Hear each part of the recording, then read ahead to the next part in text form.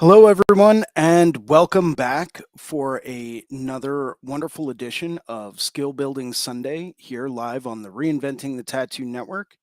It is Sunday, November 19th. It is 1 p.m., and I am your host, Jason Leeser, and I will be hosting today.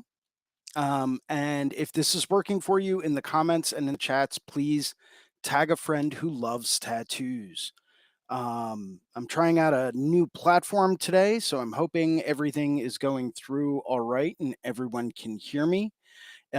Please let me know if you cannot hear me, as that would be greatly appreciated. And welcome to Guy Aitchison's Reinventing the Tattoo community, where tattooers, apprentices, collectors, and the curious are encouraged to join in these live streams, real world events to share and inspire and ultimately create better art and tattoos together. We beam out nearly every day, and with your help, have evolved into a quality network of amazing live and on demand tattoo and art shows that have all been receiving rave reviews. You can find Reinventing the Tattoo in both of the app stores, the Apple App Store and the Google Play Store, as well as our Reinventing the Tattoo YouTube channel, our Reinventing the Tattoo Roku channel, which has 12 to 15 episodes going at any given time, 24 hours a day, 7 days a week, as well as all of the major podcast directories such as Apple and Spotify. Or you can do what most people do and just pull up your web browser and do a quick search for Reinventing the Tattoo, and you'll find it all except for the book, which is still currently out of print. So if you come across a copy, please let me know. I would like to purchase it. No matter where you were watching live or on demand, you can always get the latest and greatest, most up to date event information, all available at www.reinventingthetattoo.com. You can try it out for free. You do not have to subscribe right away. You can try a sample webinar from the Reinventing the Tattoo Canon, or you can get some free advice from Guy Aitchison about your unique goals, or you can take a comprehensive tattoo history course from Jay Brown. For fellow tattoo history nerds such as myself, highly recommend the tattoo history course. It's absolutely incredible. 100% recommend it. But the other options are also very, very, very good. At reinventingthetattoo.com, you can also find a full event schedule with full weekly and special event live stream details. For example, if you wanted to join into today's live stream, you could very easily go to the calendar, click on the link, and join in live with me today. You can also find access to the Reinventing 24/7 channel, which is a lot like our Roku channel. It's got 13 different episodes playing at any given time, 24 hours a day, 7 days a week, as well as a whole host of professional development courses from over 20 world-class tattoo artists. Once again, if this is working for you, please let me know in the comments and in the chats, and please tag a friend who loves tattoos. We have a number of weekly staple shows that we always encourage people to tune into, starting off on Sundays at 1 p.m. with me, Jason Leeser, and the Skill Building Sunday Drawing Group. And that's followed on Mondays with 4 separate shows. Starting off at 9 a.m. Monday morning, we have Drawing for Tattooers with James Wisdom, which I highly recommend taking, where we go through and we discuss basic drawing techniques and strategies to help us get back to our roots of being a fine artist. Highly recommend it. It's a great way to go back through and revisit those fundamental art philosophies and techniques that really help us create better art.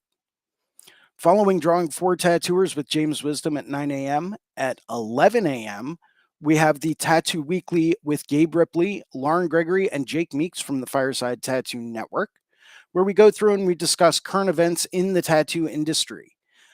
This is a great way to go through and stay on top of all of the new legislation being passed, any new current events coming up, anything that might significantly impact the tattoo industry as a whole. Following that, at 5 p.m. on Monday evenings, we have Let's Talk About Feelings with Robbie Ripple, where we have a nice, safe space to go to discuss all different types of topics that maybe we can't really discuss with people that aren't really a part of this industry. Highly recommend you take a look at that if you're looking to go through and talk about different stuff going on in life, being a tattoo artist or being a tattoo apprentice. It's a great place to go to kind of vent and get some feedback from other people that have been in similar situations. Following all of that, Monday evenings at 9 p.m., we have a subscribers exclusive drawing group with Sandy McAndrew from the Reinventing the Tattoo Network. And this drawing group is only available if you have a Reinventing the Tattoo Canon subscription or a Reinventing the Tattoo Evolution subscription. It is specifically for subscribers. But each week we go through and we cover a different topic in the Reinventing the Tattoo canon. I can tell you 100% from my own experience that taking these Monday night courses alone is absolutely incredible. Well worth whatever price you might pay for the subscription. Highly recommend it. It's really helped me out along the way. It's helped me to be accountable for, showing up on time and improving myself. And it's an absolutely great resource. Following that, on Wednesdays at 12 noon, we have the Tattoo Now show with Gabe Ripley, where we get to go through and do a deeper dive into the business aspect of tattooing, whether that's marketing or advertising or trying to recruit new clients, or maybe you work at a studio and you're trying to hire a new artist. All of those topics and more dealing with the business side of tattooing are discussed during the Tattoo Now show with Gabe Ripley. Capping off the week, Thursday evenings at 6 p.m., we have the Tattoo Collecting 101 podcast with Fawn Baker, and that is an absolutely great place to go to discuss different types of tattoo collections and stories that we might acquire along the way of collecting our tattoos. We do have a special event coming up, and that would be Sunday, December 3rd. Well, the whole weekend of the 1st, 2nd, and 3rd of December. Reinventing the Tattoo will be live from the International Puerto Rico Tattoo Convention in beautiful San Juan, Puerto Rico. We will be joined by James Wisdom, Seth Mushrush, who you may have seen on here in previous episodes, Fast Alley from Lost and Found Tattoo in New Jersey, Jimmy DeLessio, Bill Canales, the Dragon King from San Diego, Fibs. The entire Tex family will be in attendance, and that's just a few of the incredible artists that will be attending the International Puerto Rico Tattoo Convention. And I personally am booking appointments now. So if you want to get in, you live in the Puerto Rico area, or if you live on the island, by all means, hit me up, let me know, and I'd be happy to go through and get you an appointment. Would like to go through and take a quick second to thank some of our sponsors and some of the people that make these shows happen. Starting off with worldtattooevents.com, the largest, most comprehensive resource for tattoo events worldwide. They're constantly keeping everything updated. As we know, conventions are getting rescheduled like crazy in this post-pandemic era. So please, if you want the latest, most up-to-date information coming to a city or town near you, or maybe it's one you would like to visit, go through and take a look at worldtattooevents.com for the most up-to-date tattoo event calendar worldwide. Would also like to say thank you to tattoonow.com, technology for tattooers, the leading edge in professional development, management, and digital tools for tattooers of all levels. They're constantly keeping everything upgraded and competitive with any type of CRM, mailing list, or scheduling software out there. And they are the number one resource for digital tools to help you get your work out there. Um, and I say this because I've seen their results. It is absolutely incredible. These guys are the number one resource for digital tools to help you get more clients through the door to get the kind of tattoos that you really want to do. So take a look at tattoonow.com.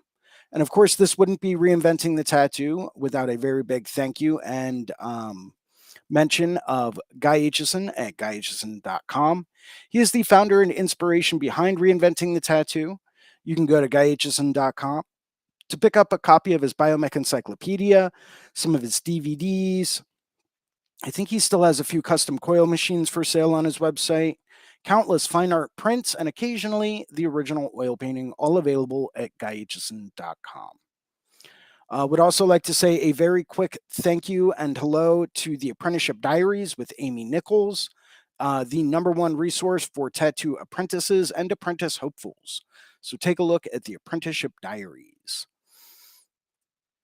Where was I? Yes. As always, if you like today's episode, we ask that you hit that like and subscribe button down at the bottom of the page. And please post a positive review on the channel. Help us get the word out. Recommend it to all of your coworkers, friends, etc. If you would like to host a Reinventing the Tattoo event, become a sponsor of our community. Or if you are looking for a fine art or a tattoo critique, you can always email management at reinventingthetattoo.com and we will get back to you just as soon as we can. And looks like we've got James Wisdom with us today. James, are you still there?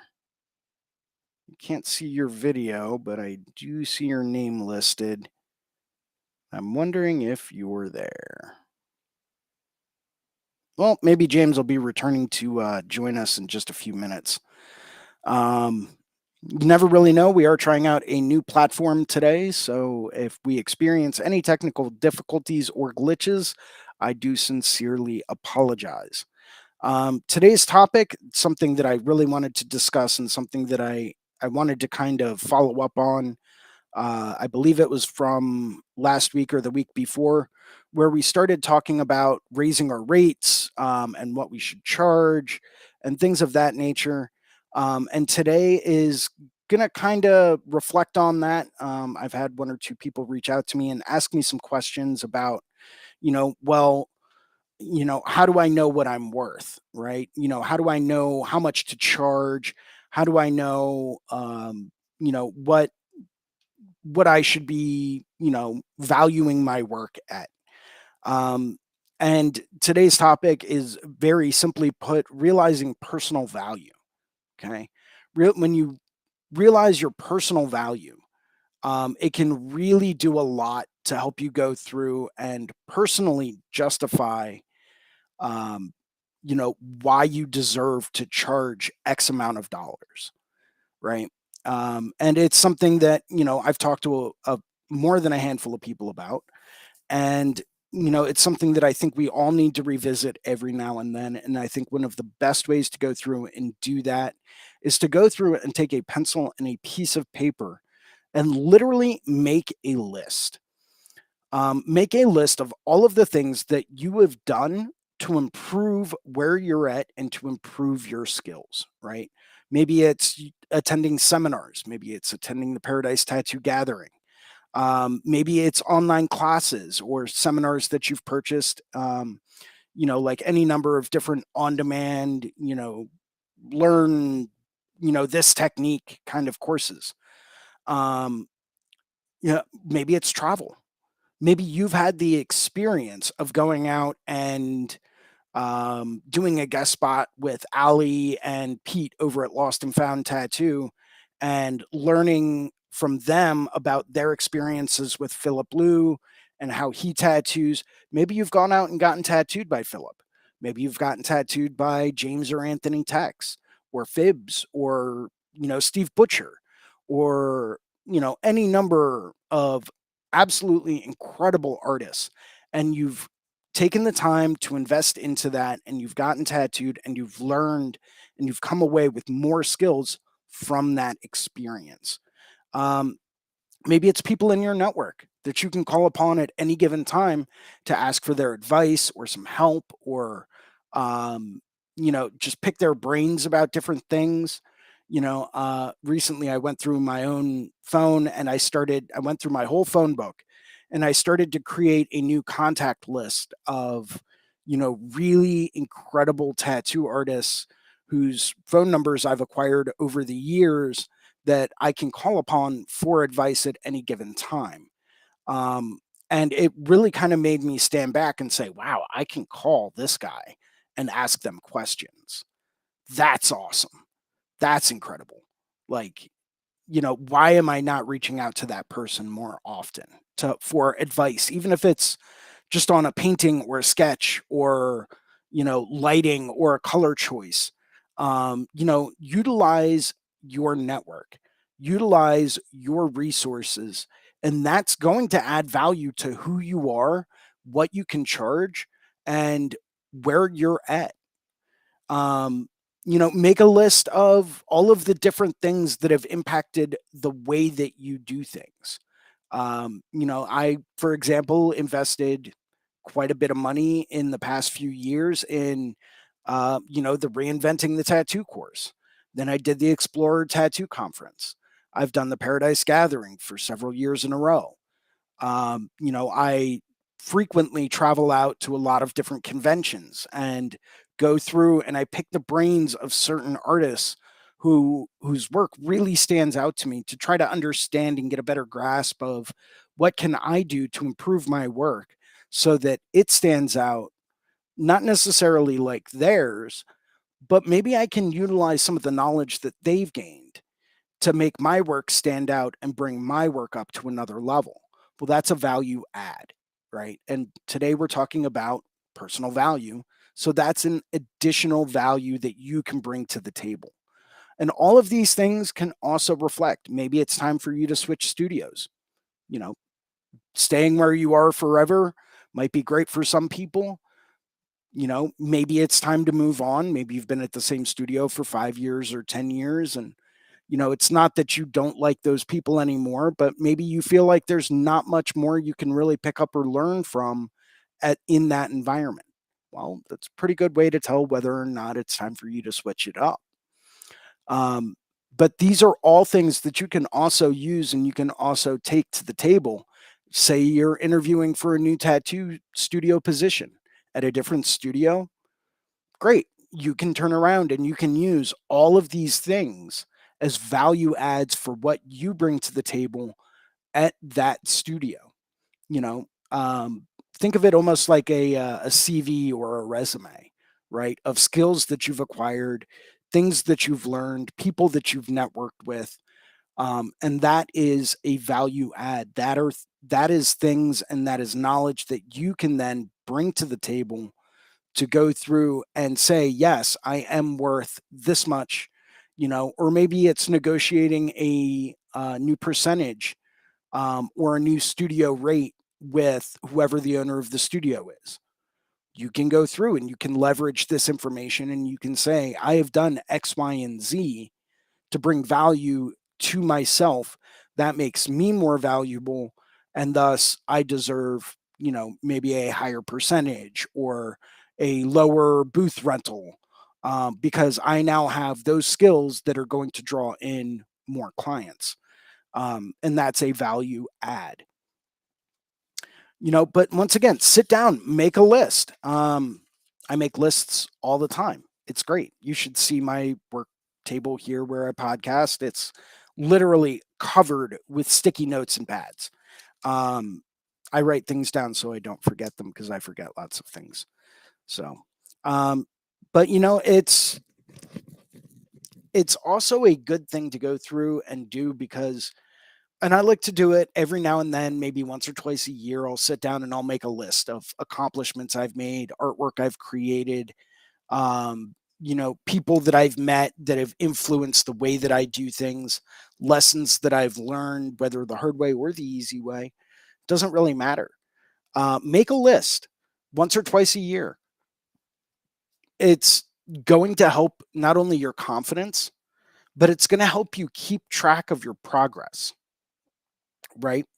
And in this life, and you can ask any tattoo artist out there, if we are not progressing, if we are not trying to advance who we are, our skills, our knowledge base, everything like that, if we are not trying to advance that, if we are not trying to increase that, then we will be falling behind. It does require a lot of work. It does. That's just the bottom line.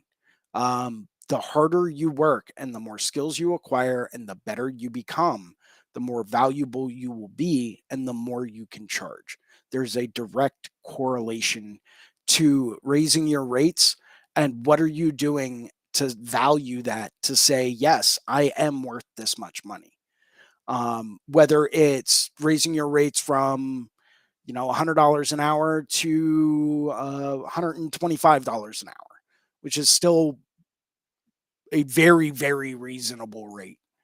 Um, you know, this is one of the ways that you can justify that cost.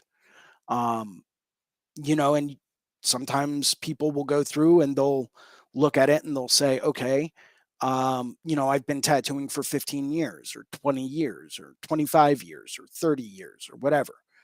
That gives me X amount of experience, and that allows me to go through and charge this much money because I've been tattooing for this long and I have acquired and perfected these skills, which allow me to create these tattoos in such a fashion. So it's one of the many ways that you can go through and kind of take a look and justify what your rate is. Now, if you sit down to make this list and you literally don't have maybe half of a sticky note worth of things that you've done to really improve yourself, to improve where you are, to improve your skills, if you don't even have half of a sticky note, and I'm talking, small sticky note, not anything big. If you don't even have that, ask yourself, what can you do to add to that? If there's still space at the bottom of the page, what can you do? I'm trying, me personally, I'm trying to work on, building up to an entire sticky note, like a big one of the big guys. Um, I'm working my way up to really filling that page up, to really going through and saying, oh, well, I still got a little bit of space here. I can add one more achievement or accomplishment. But be honest with yourself. If you're sitting down and you're saying, well, I made one small 5x7 painting this year, that's all I've really done to improve where I am and what I do. Well, take a look at that. What can you do to improve that even further? Um, it takes a lot of self reflection and it takes a lot of just personal honesty to go through and say, yeah, I'm worth this much money. Yes, I'm worth, X amount of dollars per hour. Yes, I am, I'm traveling to this convention and this is going to be my rate and it's non negotiable because I am worth this much money. Um, it's one of those situations where we have to sit down with ourselves every now and then, have that kind of personal discussion. Um, but all of the things that you do to add value to who you are, and all of the things that you do to make yourself better and the artwork that you produce better than it was before, that's all a value add. Factor that in. You know, keep a list going of all of the different tattoo conventions you've attended, all of the people you've met, all of the things that you've learned. Maybe keep like a little notebook, tiny little, 3x5, lined ruled moleskin notebook or something equivalent. Um, keep a list. Keep a list going of things that you've picked up from different people. Maybe it's going and meeting people and talking with them and watching them work and asking them questions. Lord knows one of the most influential things that I've ever done was I made the investment one year and I flew out to the London Tattoo Convention back in 2016 and 2017. And I got to take a look at some of these upper echelon people, and how they were tattooing and what techniques they were using, what equipment they were using, how fast was their hand going, how much pressure were they applying, what was the rate at which they were working, what pigments were they working with. These are all things that I got to walk around and see firsthand, and just take a look at and ask them questions. And of course you do it in a polite manner where you go up and you say, hey, do you mind if I watch you for a few minutes and ask you some questions about how you do what you do, why you're using what you're using? Most artists that are out there are more than happy to answer whatever questions you might have. Every now and then you do get some people, and you see this a lot more frequently at things like tattoo conventions that are really, really huge. There are certain tattoo artists out there, they do have a little bit of social anxiety, that might not be willing to answer your questions. But I can almost guarantee you, if you grab their business card, you shoot them an email, and you say, hey, listen, I was the guy that stopped by the booth. Just wanted to ask you some quick questions about what you were using and why you were using it. um, if you have a minute, I'd love, a little bit of insight to this. If not, I totally get it. Not a big deal. but I'd really like to pick your brain about it. Most artists out there would be more than happy to go through and get back to you and talk to you about whatever you can imagine. These are just some of the things that I've picked up on in life. And these are some of the things that I've done to improve my value and to increase my own personal value in the tattoos that I do. Um, Sometimes you pick up a technique or a concept and it doesn't work the way that you thought it would work. Maybe that technique or that material or that configuration or that machine or whatever, maybe it doesn't do it for you because there is no secret, magical thing that's going to make you tattoo incredibly. A lot of it's hard work, a lot of it's practice, and a lot of it is experience. That is the nature of this industry, but every now and then you might get a little game changer tip on maybe, instead of using like solid black to go through and do your undertones, maybe you use a mid-tone gray, right? Where it's going to make it dark enough. But if you're planning on layering over top of it with a dark color anyway, does it really have to be solid black? Makes you wonder, right? Little things can oftentimes go a very long way. We just have to remember that, and we have to be willing to ask questions. You can't be afraid to ask questions. Even the most simple question can be an absolute game changer, based on how you ask it, right? Instead of asking, oh, what black are you using? Say, why are you using that black over all of the other options that are out there? What made you choose that? Is there an added benefit? Is there an advantage to it? Is it, blacker than all of the other blacks? Is it because you're sponsored? Is it, and sometimes you will come across people that will say, oh man, I use this because, that's, my sponsorship game. And, that's the only reason why I really use it because, they basically give it to me for free or next to free. Right. And there are going to be people out there that use certain things simply because of that. Fine. Um, Maybe that's their only explanation. We don't know. And we might not ever know. And that's okay. But if they found what works for them, great. Maybe it works for you. Maybe it doesn't work for you, but you'll never know until you give it a shot. So make a list, write it down, create your own little value table in your own little value notebook of what you bring to the table. This can really help you go through and realize what you're worth. And maybe you're struggling with justifying increasing your rates. Fine, make that list and maybe you start to see like, oh, I really am worth this much money. I've invested in going here and getting tattooed by this person, and I've invested in taking the Reinventing the Tattoo course, and I was at the Paradise Gathering taking seminars, and I've done the Explorer conference, and I've gone over here for this art night talking with this artist and how they create their art and how I can get better at creating art that stands out like that. Make that list, and very quickly I think you'll realize your value, and it can help you. It's not going to be the answer, but it can definitely turn around and help you say, yes, I am worth this much money. I am worth increasing my rates because I've invested X amount of dollars into learning and achieving these achievements. My own 2 cents.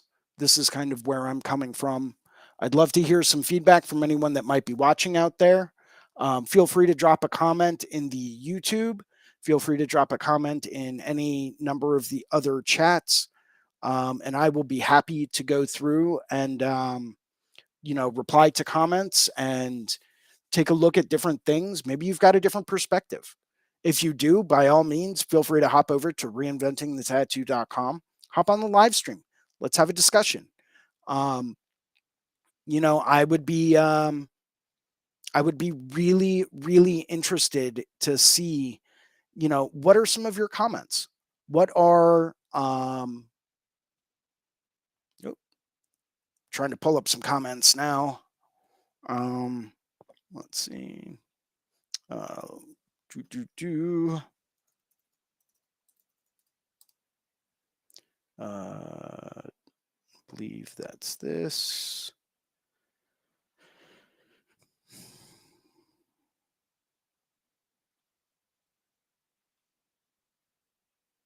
Let's see here. Let's see what comments, if we have any comments. Don't know if we have any comments just yet. Let's see where people are watching from. And we'll pull this guy up as well. Boom. Yeah, what are your opinions? What are your strategies? How do you value what you do? And we got Tattoos by Spirit with us today. What's up, Spirit? Man.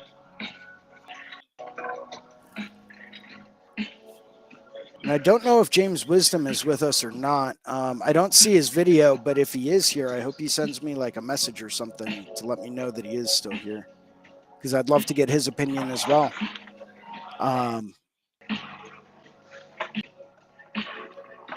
Yeah, I don't know if you caught the first part of today's Spirit. Seems like the music's a little loud in the background. There you go. Much better. What do you got going on today? Me? Oh, I'm doing a tattoo. Let me show you.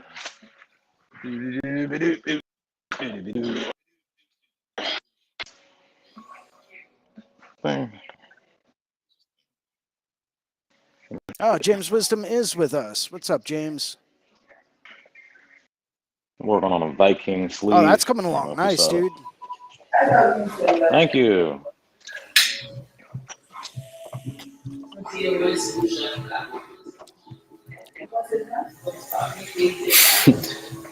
Awesome. Yeah, that was cool, Spirit. Nice to see you. Jason, nice to see you too. Oh, thanks, guys. Likewise. I'm just going to be quiet. Just going to listen to that. Okay. So, James, I don't know if you caught the first part of today, but I wanted to go through, pick your brain, and see if you had any comments. Yeah, I was listening. I had too many tabs open. I couldn't find the stream. So. That happens. But yeah, I liked what you had to say. I guess the thing that occurs to me is that it's never enough is also it's also something that happens. So very true. It's interesting. Like you really want to have this intrinsic motivation for pursuing value, but it's not ever gonna be enough. I don't know. It doesn't matter what you end up achieving or what you end up sort of like. You can charge the most or whatever, and it's still not gonna sort of. It's not gonna fill the hole in your soul. You know what I mean? It's gonna have very sort true. of like that. I think that little bit of insecurity, which is kind of important, and probably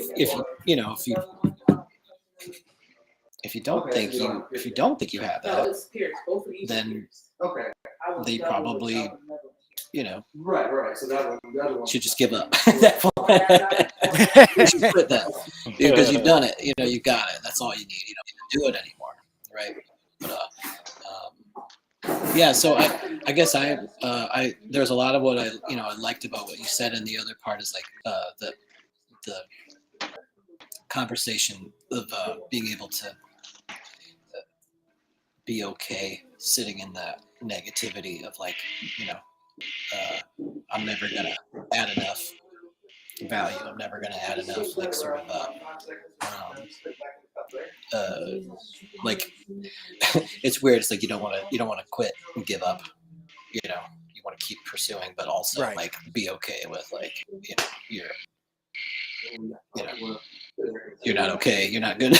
That's okay. Yeah, But it's a razor's edge way. Not a pep talk It's a conversation. razor's From edge. this Right. conversation. What's up, Spirit? Gonna be quiet. Jason was talking about. What Jason was topic talking is about that? yeah, he was talking about adding value to Yeah. to what you do, and I agree, but also not a justification for being lazy or for half-heartedness or something like that, but just as there is this sort of always a lack, you know what I mean, and that's what gives you the space to move forward, right? Like because Right. because you haven't you haven't achieved everything, which that would mean that you never could. It can't be sort of achieved, but you can be the best, in that moment, I suppose. You know what I mean? You can do the best that you possibly can, and that's, I think, and that's like worthwhile. So, but yeah, that was that's what I was thinking about. I was listening to you. That's what I was thinking about. So, Yeah, well, I mean, so, and the reason why I was really, looking forward to you jumping on here is because I know that, you've done quite a bit so far in your life, and that's a big value add. I am old. That's true. I mean, you're not old. You've just accomplished a lot in a very short period of time, and that's something that I really look up to. It's something that it makes it lights a fire in me where I now every time I talk to you, it's like, man, I really got to get on my game. I really got to do more. I really got to do more. I gotta work a little bit harder. And that's just my mindset. There are other people out there that might have a different mindset, and they might say, oh, well, I'll never be able to do that, and that's self-depreciating. You can do that. You can put your mind to if you put your mind to anything, you could do it. If you wanted to train right now to become a NASA astronaut and you really, really wanted it, you could do it. You could it takes train that for it. I kind think of you passion. could train for it. You know what I mean? could But train we for do it. have. I can't guarantee you'll be accepted. There's a limit, right? There always is a limit. Yeah. And but it's but we do. Yeah, I mean, like you should be joyful in all things, right? And whatever your hand finds to do, that should be the thing that is that you really are passionate about. But yeah, and I guess it's you ought to put your mind to the things that you sort of find yourself involved with. I think that's put your heart into it. And yeah, it's better to fail than to be afraid. You know what I mean? So Yeah. I couldn't agree So more. you should be in life satisfied with your accomplishments in life. Whenever I talk to you, you always got towards something, you know what I mean? And so your daily inspirations as far as that. But, what question on where you kind of feeling self-reflection? I missed a bunch of that. Like every other word. I'm sorry, it was cutting in and out. Okay, so it wasn't just me. No, I wasn't sure. How about Say that one more Is this time. better? Then 1, 2, 3. How about Yes. this? Is this better? Yeah, much better. All right, so I Much have my better. machine. So basically, my question, Jason, are you kind of on self in the sense of you just have not done enough? Because every time I look up, I never think I've done enough ever. Mhm. I never will. It's not that I don't, how can I put this? It's not that I don't think that I should be doing more. It's that I don't feel up to up to the standard quite yet. Mm-hmm. So, and that forces me and pushes me to do more, to be better, to constantly try to work on different things, to constantly try to improve different things, to, look at, and I always do a lot of self reflection. You know, I look at every tattoo that I've done and I try to get pictures of every tattoo that I do. And I sometimes will sit down and just like stare at them, for 15 minutes, 20 minutes, an hour, whatever it takes. And, I'll go through and I'll nitpick them and I'll say, okay, for the next tattoo I do tomorrow, I need to work on this. For the next tattoo I do that's color, I need to work on my color blends. Where I need to work on, maybe skipping around a little bit more, working with different values. I've got a lot of bright tones. I need to use more muted tones, to really allow those bright tones to show forward. Maybe I'll take it and I'll take a photo of that tattoo and I'll put it into grayscale.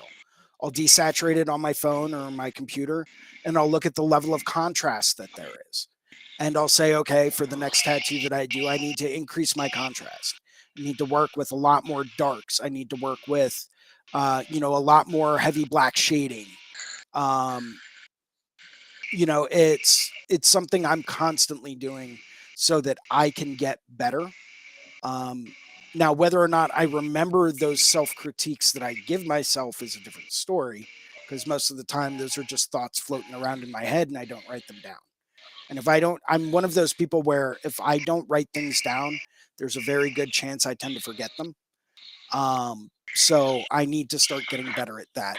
So that's something else I need to work on. I think that's what I was like. Sort of, that's what I was talking about. Was really like you can resolve those things, like those technical bits. Like I should maybe start using the perfect amount of black ink every time, or um, perfect like balance of saturated and Right. neutralized or something.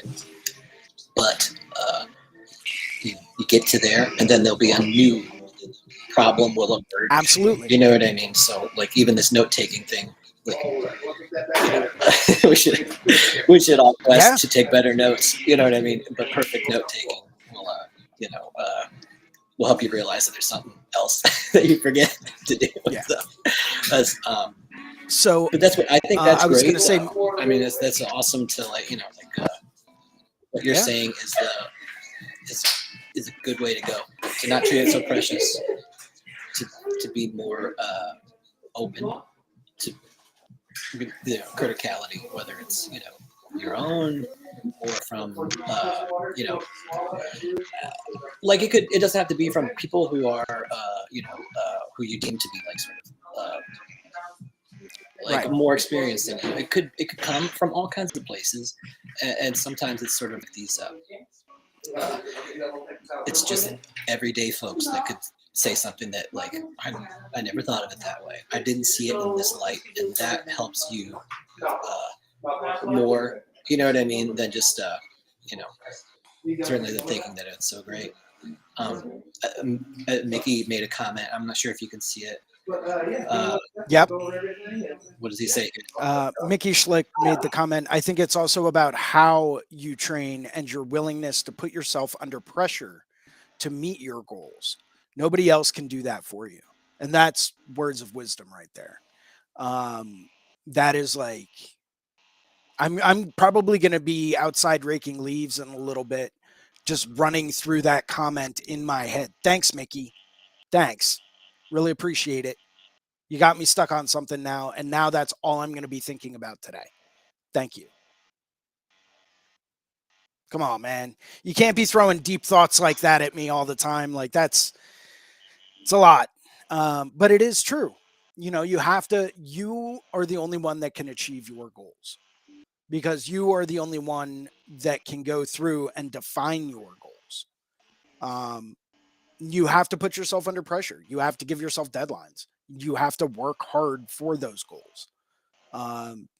And that's the way that it goes. Yeah. You can laugh all you want, Mickey, but thanks. But it's the truth. You have to train yourself to work under pressure and meet your goals, and you have to work relentlessly on them. It's not that I'm trying to become a, you know, tattoo master or anything. I'm just trying to do a better tattoo tomorrow than I did today. And it's just a little bit of self-analysis can really, really go a long way. Um, and I mean, there's no getting around it. That's what it is. It's just improve, even if it's just a little bit, you know, on every tattoo that you do. Now, we all have off days. We all have days where, things could be better, or things could have gone better, or maybe we run into an unexpected situation or an unexpected problem, or maybe, the stars just don't align that day for some reason. Fine. Improve the next day, improve the next one. Constantly try to improve everything that you're doing. But you don't have to improve it 1,000% overnight. Sit back, learn from your experiences, look at the work that you've done, and improve a bit better the next day. Obviously try to do the best tattoo that you've ever done with every tattoo. You know, um, it's just a philosophy that I was taught a long time ago about tattooing, and it's kind of stuck with me ever since. Um, every tattoo that you do should be the best tattoo that you've ever done. And it just goes to show, like, yeah, it's all about little bits of improvement here and little bits of improvement there, and building on that improvement. I look at a cover up I did the other day, very successful cover up, um, very solid color, great saturation. But I was looking at the tones that I was using, and a lot of them are very, very pure saturated tones. And I remember looking at that saying, okay, I probably should have used more muted tones here. This could have used more contrast there. I like the way that this turned out, but also at the same time, I think this could be improved upon. Don't be afraid to pat yourself on the back for things that you do well, though, because that goes a long way. We can't always just purely beat ourselves apart, just on every tattoo that we do. We have to compliment ourselves and pat ourselves on the back for the stuff that we know we nailed. So, not saying that it can't be improved, because there's always room for improvement, but it's always good to give ourselves some props on, hey, maybe I executed this really tricky tattoo in a fraction of the time I thought it was going to take. Right? Awesome. Yeah. That, pat yourself on the back. That means you're getting more efficient. That means you're starting to get those techniques down. That means that you're starting to really improve on what you're doing. Great. Do that. Yeah, pat yourself on the back for it, because that's an accomplishment. Maybe you take the tattoo that you did, you put it into grayscale, and you realize that there's a great amount of contrast there. Wonderful. Pat yourself on the back for it. And make sure that you do the same thing on the next one. Um, constant repetition in what we do that works well is what's really going to help us evolve, and it's what's really going to help us achieve that next level. Um, that's my 2 cents on it. It is what it is. But there's always something that we could be focusing on with every tattoo. I look at some of the black and gray work that I've done over the past year, even as recently as 6 months ago. And I look at it and I'm just like, there is no contrast in this. It's almost purely mid-tone. Like, I don't have extreme darks. I don't have extreme lights. I don't have a really dynamic contrast range. And, as of What's up, last man? week when I was working on that gorilla, um, I really wanted to go through and really work on creating more of a dynamic contrast, because I know it's something that I personally need to improve upon. Use super dark darks, use super bright brights, but make sure that you're doing it in a good contrast and in a good ratio. Um, Or do you have areas of line, no line, hard edge? Do you have areas of Um, vague detail and sharp detail? Um, are you really creating that depth? Do you have any areas that are, dark and dark or light and light? Are those being used in the appropriate way? Do you really have separation of different thank you. elements within the tattoo? These are all questions that I ask myself with every tattoo that I look at that I do. And some I do very successfully, and some I know that I need to improve upon. But a lot of it comes down to self critique. You don't always have to have, some upper, echelon or, super famous tattoo artist critique your work. A lot of times they're going to point out things that you already notice, so why take the time to do that? I'm not saying don't get their opinion if you have the option to, but, take the time and do what you do, and look at what you need to improve upon. Um, yeah. Uh, Now you're using a rotary today, Spirit.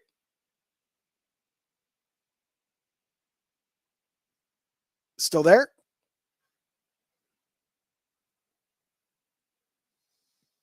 Hello. I think Spirit froze. Well, I had something I wanted to ask you about. So Yeah. I'm getting ready to go to Puerto Rico for the International Mm-hmm. Tattoo Convention in Puerto Rico. And so I've never flown with ink before. And I'm curious, like, can you give me some tips on flying with ink? I'm gonna take Okay. down So, notes. I'm gonna write down notes. all right. In fact, I could probably grab. You know what? If you hold for 1 second, I'll be happy to go over some of this with you. I don't really have. Actually, I think I can move that camera over. Um, well, let me grab a couple of things real quick, and I'll walk you through how I would pack up, if it's possible. Um, Essentially, what I like to do is I like to cover three different ways of each bottle, which is extreme overkill. You don't have to use every method, but it does help, especially to ensure that, say you've got your favorite colors with you, or you're only traveling with black and gray sets. Well, if you're traveling with a 4 ounce bottle of black and that bottle explodes, it's just going to be a nightmare. And I say that because it's happened to me. Um, Not that I recommend traveling with 4 ounce bottles, if at all possible. The most you will ever need is a 1 ounce bottle of whatever color you're using. Because remember, you're there for 3 days. You are not going to go through an entire ounce of any given color in 3 days. I do not care who you are. I do not care what you do. I mean, maybe Philip Blue will go through 1 ounce of black, maybe, but he'll also knock out 2 full sleeves in a day, right? Most artists out there, I always say, estimate on doing, you know, at the most 3 to 4 tattoos a day, tops. To have time for setup, proper breakdown, and execution of the tattoo, as well as any potential drawing that you may have to do, anything like that. Um, Plan for doing 3 to 4 tattoos a day. Anything more than that, and you're really pushing the time limits of the convention. Um, so there's three basic ways I've seen people wrap their bottles. The first way is to go through and take like a large, I believe they are number 12 ink caps, or maybe they're 14s. But not the stable ink caps, not the kind with the flat base. You want the actual, like, regular old school big lip at the top ink cap. Take those. You take a large cap, and that should fit right down at the top, in the top of the bottle itself. Obviously, make sure everything's clean. Make sure you're wearing gloves and all that stuff. Um, then they would screw the top back on. In fact, let me go grab, if you have the right caps to go in the top of the bottle, under the top, do that. Also bag them up in groups of 5 or so. Yeah, that way it's localized. Give me 1 second. I'm going to grab a little bit of plastic wrap, and I'm going to show you an alternate method with a bottle of ink that I happen to have on hand. So hold please. I will be right back.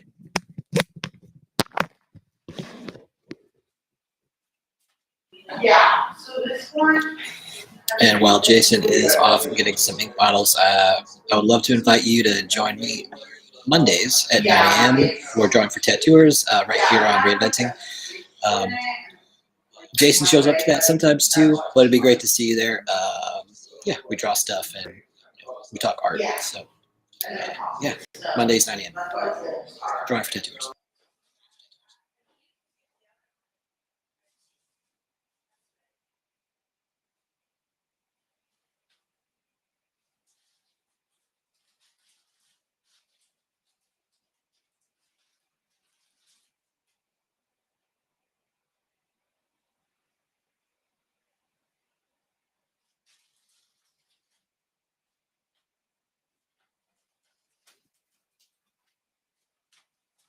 Okay, so this is a hopefully you guys can still hear me. So this is a technique that does work in a pinch if you don't happen to, if you're one of those fancy people that uses like hex caps or those little ink trays or whatever, and you don't happen to have large caps on hand. This is a technique that I like to use every now and then. Essentially, you've got like your ink bottle, and I should probably, just because, you know, copyrights and all that, and not trying to do anything to make anyone angry. So I'm just going to cover the label on this real quick.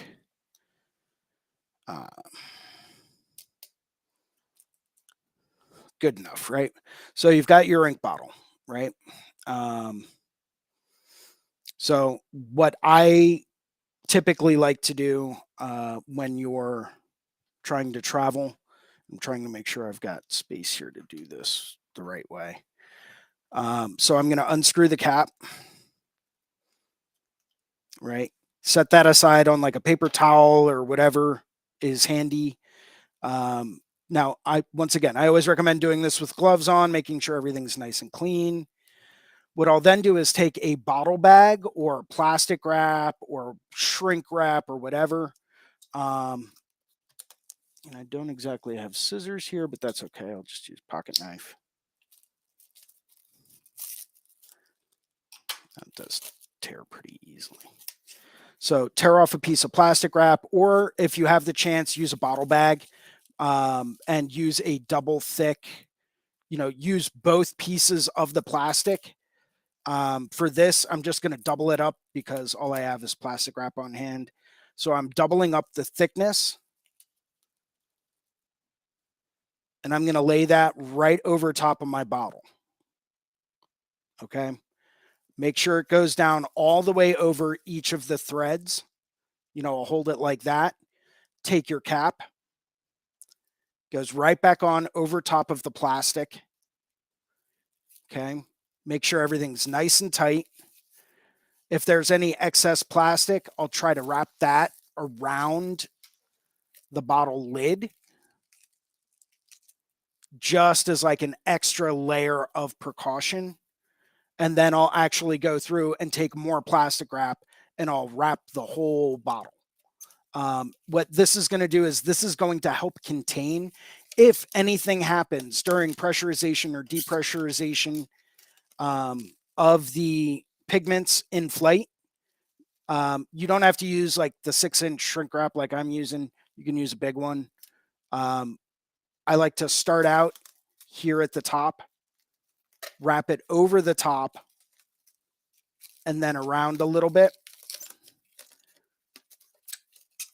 What happens is every now and then during pressurization or depressurization of the luggage compartment in airplanes, things expand, things contract.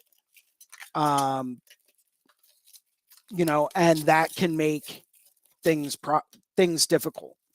That can make things and ink explode. It can give them room.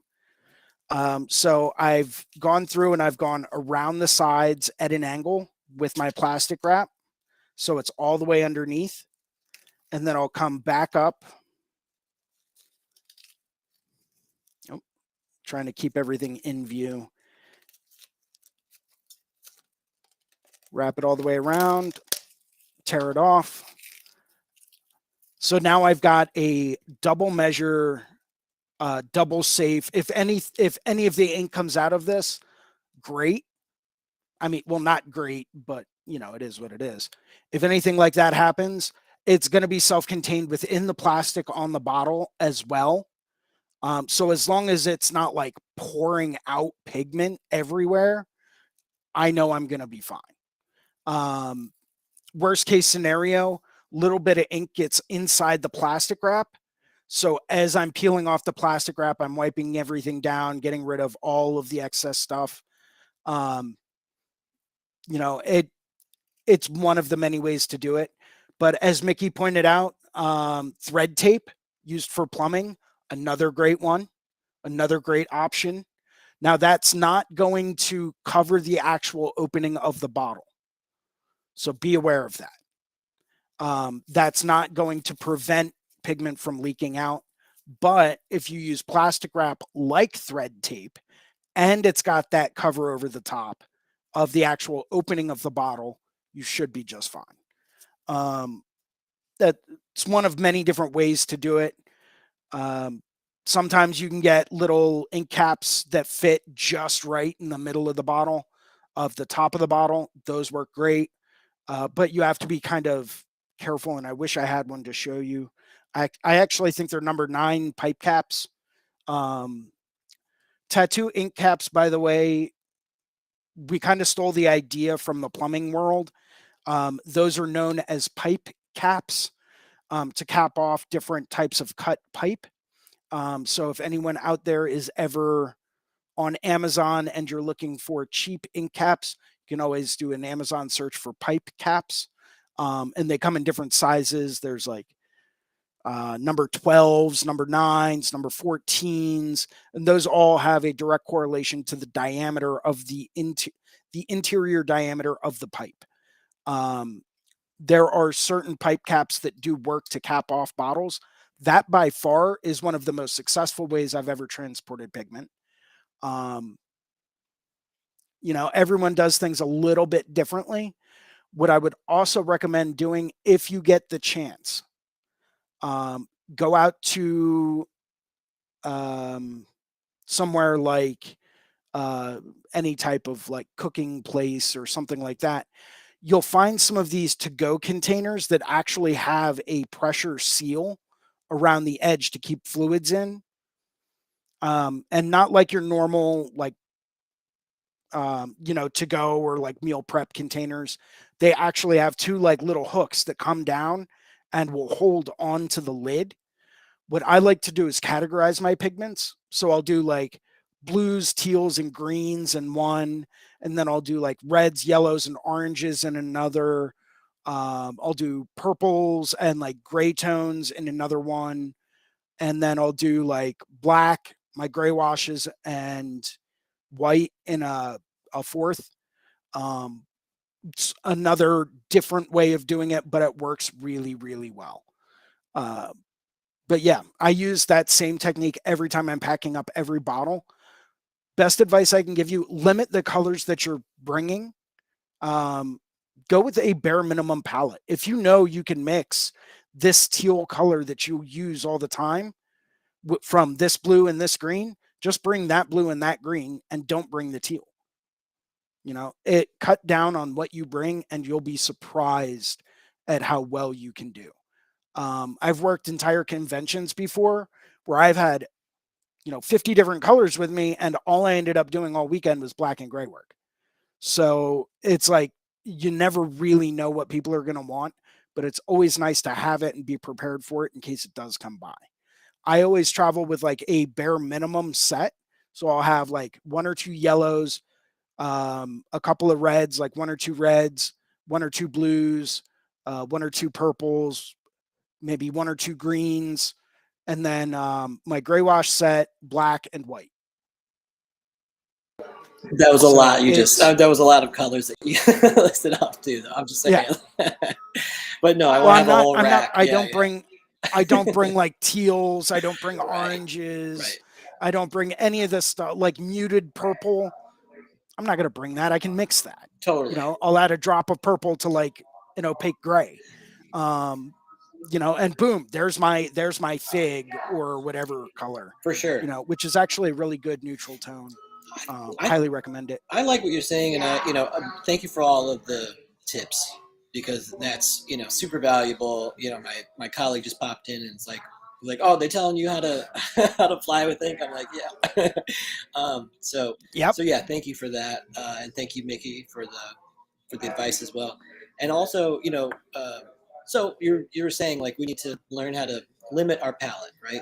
Limiting the palette, Yes. so crucial because really like you know from a visual standpoint, like tonal value is probably the most important thing, and then color sits on top of that, and Right.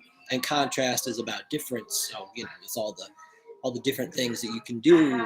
Like that's going to bring like interest and stuff to the picture.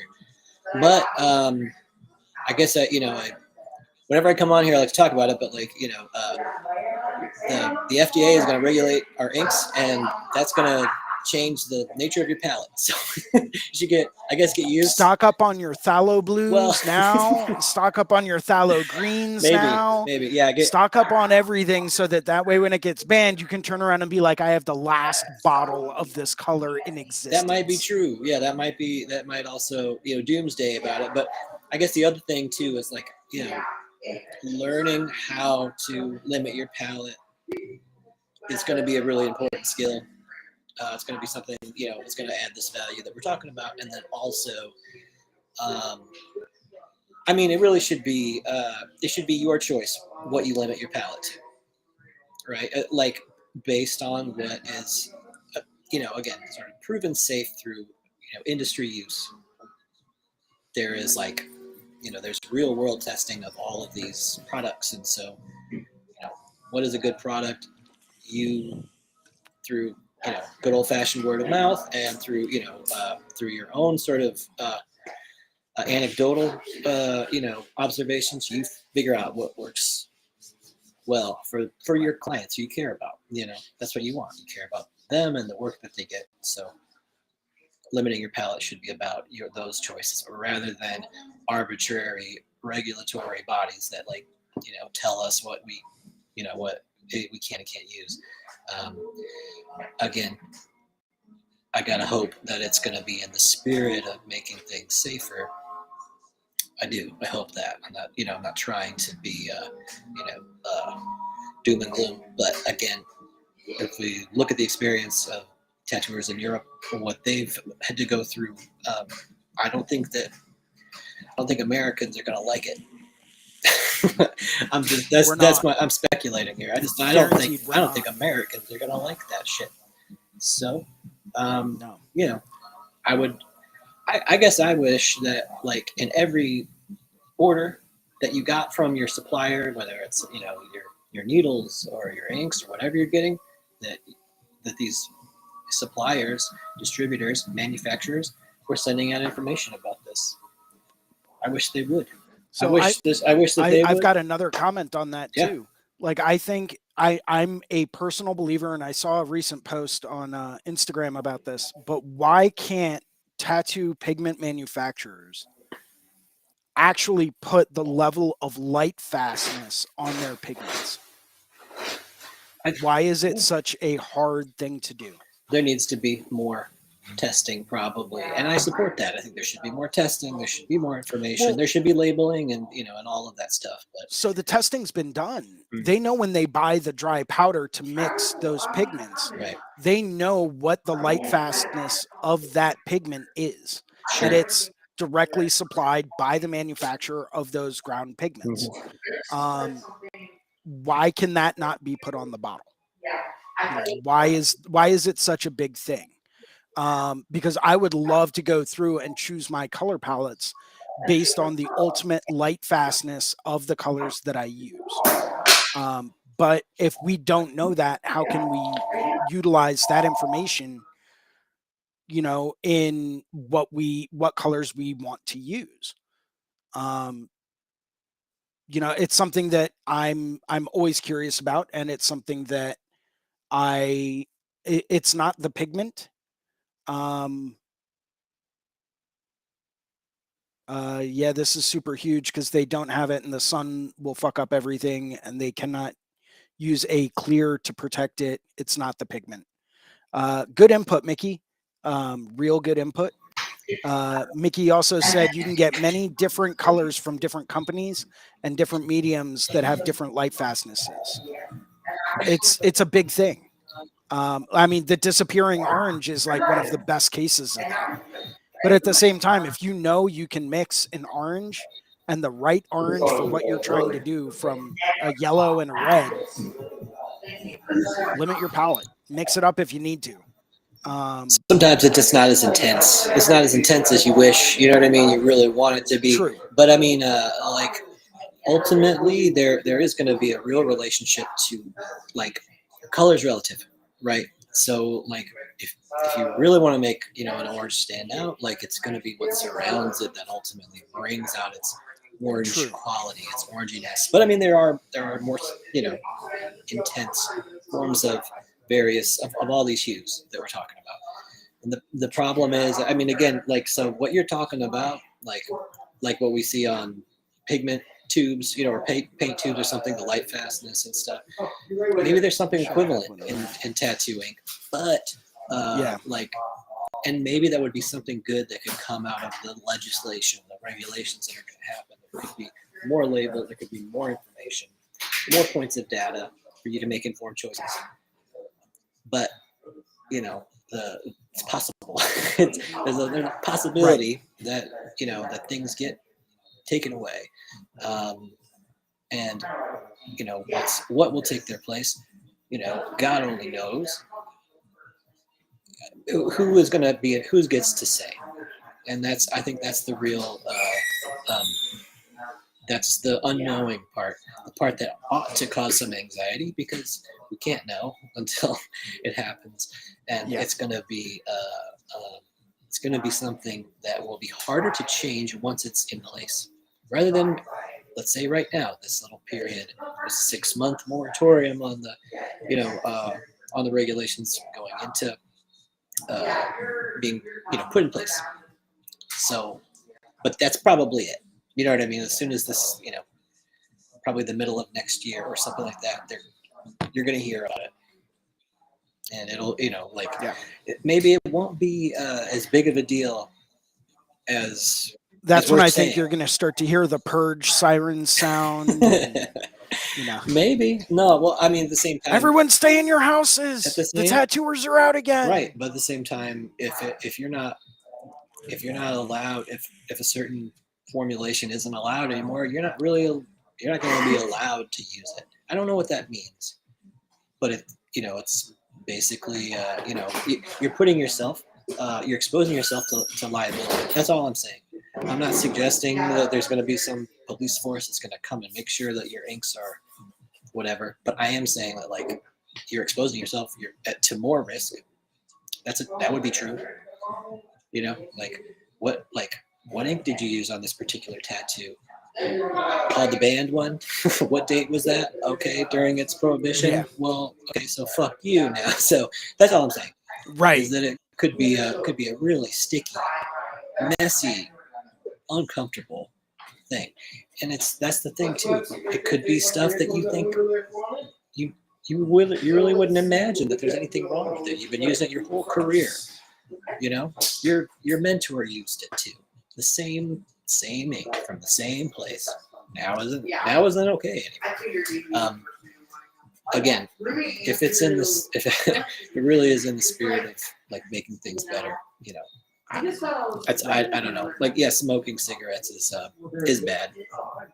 And people didn't really know for a long time. So, well, but even when they did know, now we get into the situation of like, yeah, people are well aware that like they will kill you. Like it's going to happen. They are not good for you in any way. And yet you still have people out there that choose to smoke cigarettes. I am a That's where some people would come in with an argument and say, you know what, this is my personal choice, that I'm choosing to do this. And I know it's not exactly healthy for me, but you know what? I want what I want. Yeah, it's And it could also be this thing. It's like it's going to kill you. It's just going to take 90 years. That's also right, there's a right, it right. really is kind of a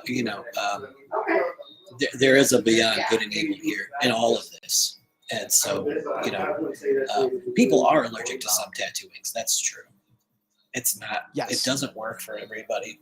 So is it like perfectly safe all the time? You can't say that. But for the vast majority, people, the importance of getting it, certainly outweighs those risks, and there usually isn't all of these sort of negative consequences that could be imagined up. So there's this is the thing. This is the business we've chosen. This is what we do. So you have to kind of be aware, be informed of it. That's it. Don't know what's going to happen. Might not be a bad thing. Might not be a big deal. But if it is, it's gonna, that sucks. That's all I'm saying. If it is, that sucks. So. Well, that's why I'm trying to get a leg up on it, and I'm trying to go through and limit my palettes now. And, hopefully, some of the colors that I choose for the palette that I'm creating, hopefully none of them go away. But if they do, I'll make it work in some aspect. Gotta roll with it. Yeah. No. I think I've heard that before. People that just I just do black and gray. Right. I just do black and gray, or I just do this or that or whatever, and it's like like you're missing the point. You're missing the point of being intruded upon. That is the thing that's a matter here. Just because you don't feel like it's going to affect you directly doesn't mean that it's you should be asleep on it. It really is. It could impact so many different areas. That's something that everybody should be aware of. Creature said something. I'm interested in how this info will affect us in the spring. Me too. I don't know. We're gonna see. Yeah. We'll find out. We'll all find out together. That's it's something's gonna happen. That's for sure. Oh yeah. But yeah, I mean, why aren't our manufacturers and distributors saying more about it? I don't know. I bet if you called and asked them, they wouldn't have any information to give you. So probably there's information on APT's website, safetattoos.com. Safe-tattoos.com. Go join the APT. If you have not already, go join. It might be, this is a big thing. It is a big. It really is it ends up being about if you pay your dues, then you are contributing to an overall project. So that is something to consider. But even if you don't, there's still information there that you can readily check out. You can easily see what's happening. So that might be the first step, And if you feel compelled after that, that might be worth considering. But you can check out what's they have centralized the information about what's happening. So if you haven't heard about this, then go there, check it out, see what's going on down the road. So. Yeah. Awesome. So this year I'm actually bringing my small little stencil printer down. So if we need any stencils run, we can run those right at the booth. We don't have to. There was a big issue the other year down in Puerto Rico. This was a few years back, where the event organizers didn't have a stencil machine or somewhere to run stencils. And I was, I think, one of 2 people at the show that had like a little pocket jet stencil printer. So I was getting slammed by people all over the place, like, oh, this person needs a stencil. This, oh, yeah, tell them to come over. I've got like 8 pieces of stencil paper left. It can't be anything big, but if it's small, I can run it on the same piece as this guy. But I'll have that down there with us. So we can go through and do that. I'll also have some loose, like hand trace stencil paper in case anyone wants to do hand trace stuff. Um, it depends on what people want to get done and, you know, and what they want essentially. But I always try to go with a minimum setup, especially because if all goes well, I'm going to be hanging out with Anthony Tex on Sunday at noon. And we'll see what happens. But so I know Sunday there's a pretty good chance I might not be doing any tattoos, but there's always a chance I will. So I'm gonna plan for doing like 1 or 2 small ones, or like 1 medium-sized one. If things go well and I end up getting the entire weekend booked out, great. But I'm not exactly counting on that happening. So I always bring like a bare minimum setup with me while I'm down there. But like I said, people are trying to get all types of different stuff. Um, skulls are always popular, so I stocked up on those. I've got a whole bunch of different like colors, styles of different things that I'm bringing down. I got 15 brand new designs I'm bringing down with me. I was shooting for 20 and I still might try to get to 20, but we'll see. That's going to be kind of tricky, but I think 15 is a good number to bring down with me for this year. So That's what I'm going to bring. but Lots yeah, of skulls. That's I mean, lots of skulls. bring So. skulls, bring flowers, bring, whatever you Yeah, can think of. I'm gonna bring skulls and roses and stuff. So that's what I'm Yeah. looking forward to. Hey, I got a Hey, jet, but by thank all you so means. much for this. It was always like thank you, and it's a pleasure. And hopefully see you tomorrow, 9 a.m. Drawing for tattoos. Yes. All right, peace. Excellent. Take care. And we're back to me. I did want to go through and say thank you to everyone. It is getting to be that time. Thank you to everyone that was watching today. Hopefully, you guys learned some new stuff and improved your skill set. This is Jason Leeser, and thank you for joining me for Skill Building Sunday here live on the Reinventing the Tattoo channel. And we do this every Sunday at 1 p.m. We have Skill Building Sunday with me, Jason Leeser. If anyone has any questions, if you like today's show, make sure to go through and hit that like and subscribe button down at the bottom of the page.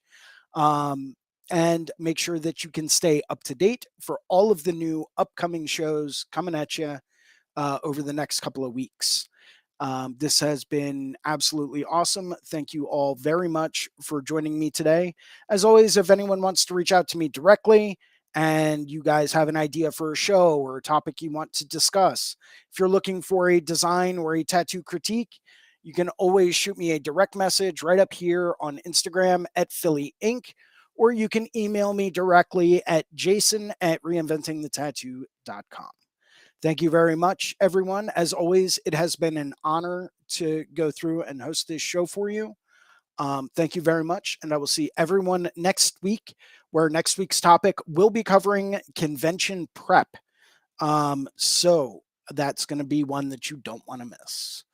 Thank you very much, everyone. I hope you guys have a great day. And if you're anything like me, you're going to be outside raking leaves for most of the day today.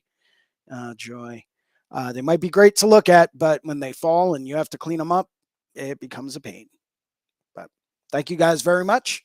And I will talk to you again next Sunday at 1 p.m. Cheers.